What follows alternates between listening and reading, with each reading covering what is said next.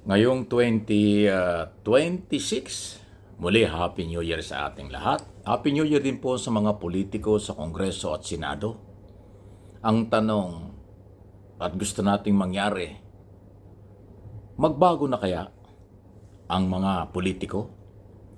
Maibalik na kaya nila dahan-dahan, alam kong hindi yung ganun kadali, ang nasirang imahe ng Kongreso at Senado dahil sa graft and corruption sa flood control at infrastructure project sa ating bansa. Dekada na po ang nakakalipas.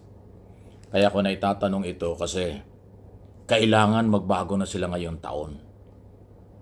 Para naman dahan-dahang maibalik ang tiwala para pagdating ng 2028, election na naman eh. Di ba? Baka mga tao ay magsawa na ng pagboto. Baka mga tao hindi na magka-interes sa eleksyon kung paulit-ulit ang korupsyon.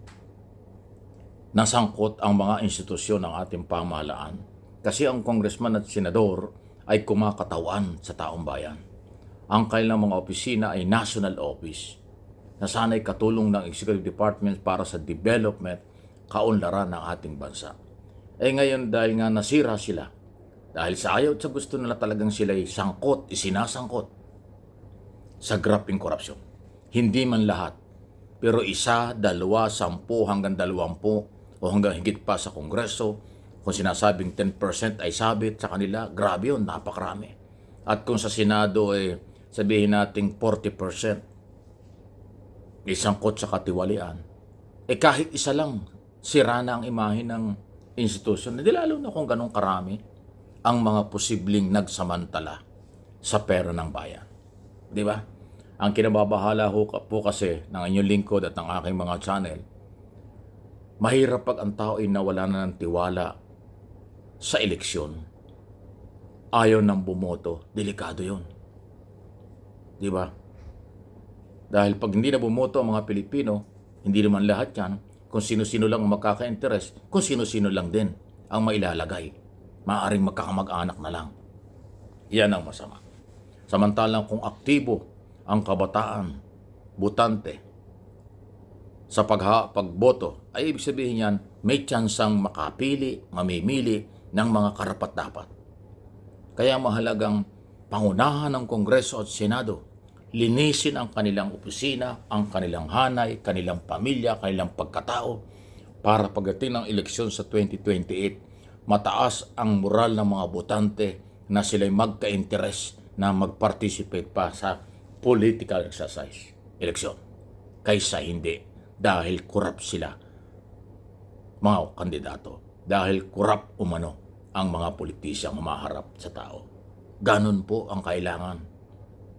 Kaya sabi ko ngayong taon, at least kung ngayong taon dahan-dahang maibabalik ang tiwala, 2027, tuloy-tuloy na yan. Pagdating ng 2028 election, Mayo, kung di ako nakakamali, May ng 2028. So, 2.5 years na lang. Kung gugustuhin nyo magbago, maibalik ang tiwala ng bayan, kaya pa. Pero kung magpapatuloy ang korupsyon ngayong taon, delikado yan. Mahalaga po na ang political exercise sa ating bansa ay malakas taon-taon. Dumami ang magparehistro, dumami ang botante, dumami ang magkaka-interes na manindigan at gawin ang obligasyon bilang Pilipino, bilang mamamayan sa ating eleksyon. Yun ang mahalaga. Kasi pag hindi po nagkaroon ng interest, delikado yan. Delikado. Masama ang epekto sa ekonomiya at sa political stability ng ating bansa. Yun po ang ibig sabihin. Okay, hindi naman tayo nagmamagaling. Gusto ko lang po yung laging for information, for education ang ating mga topic, ang pinag-uusapan. Para sa ganun po ay kapulutan ng aral ng kabataan na sila pala ay mayroong obligasyon, may karapatan, at yun namang mga politiko, bago or dati na, kayo po ang kukumbinsi sa kabataan mag-participate sa kanilang obligasyon. Huwag ibaliwala dahil nasira ang imahe. Huwag ibaliwala ang karapatan dahil lang ho sa pagkakamali ng iilan. Ganun yun eh. Kailangan po ay mabago. Mayroon pa hong panahon, lalo na ngayon, kagagaling lang sa bakasyon, pagkatapos ng bakasyon, trabaho na ulit. Nagre-resume ang Congress and Senate, kung di ako nagkakamali, sa second week o third week yata nitong January ng ating bagong taon 2026. Ayun yun eh. Di ba? Walang problema sa Executive Department kasi ang Executive Department ay nagpapatupad lang ng batas. Yun namang nasasangkot sa katiwalian taga-Executive Department na taga-hawak ng pera ng mga project ng gobyerno sa iba't iba. Magbago na rin kayo kung pwede. Kayang-kaya naman. Kayang-kaya. At wala namang masama. Ako nga naniwalang mas maganda ay pangunahan ng Executive Department, ng legislator, ng judicial body, national government yan eh. Para yung mga meron ding korupsyon sa local government, sumunod sila. Kasi pag pinag-uusapan natin ng korupsyon, from national to local, vice versa, ang laking pera po nang nawawalang yan. Ang laki po ng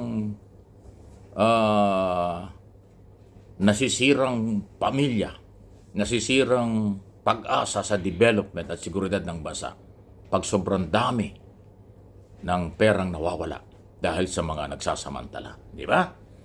Huwag natin pong kalimutan laging ang pag-asa ng bayan nagmumula sa kabataan. Pero hindi ho dapat laging ganun. Dapat atin ding baliktarin na ang pag-asa ng bayan ay sa pagbabago ng politician, ng government official na sangkot sa korupsyon. Ayan, di ba?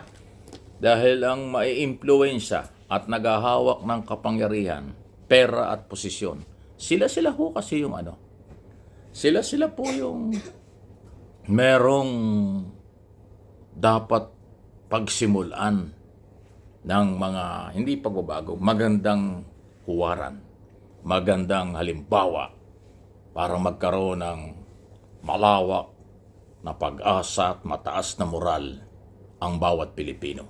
Hindi lang po ang mga Pilipino dito sa ating bayan, kundi siyempre mga Pilipinong nasa abroad, na OFW na nagsakripisyong iwan ang pamilya para magtrabaho sa abroad para mabuhay ang pamilya. Nagsakripisyong iniwan kung anong meron dito, ipinagpalit ang pagtrabaho sa abroad kahit na mahirap ang trabaho ron. Lalo na pagka winter, napakahirap magtrabaho na sobrang lamig. Napakahirap din naman magtrabaho pag sobrang init kasi ganun ang panahon doon. Pag lumamig, sobrang lamig. Pag uminit, sobra. Akala ba ninyo namumulot sila ng pera? Especially yung mga domestic helper, pasintabi na. Naku, ang hirap ng trabaho sa bahay ng ating mga kabayan doon. Yun po yun. Kaya may pag-asa pa rin. Sama-sama.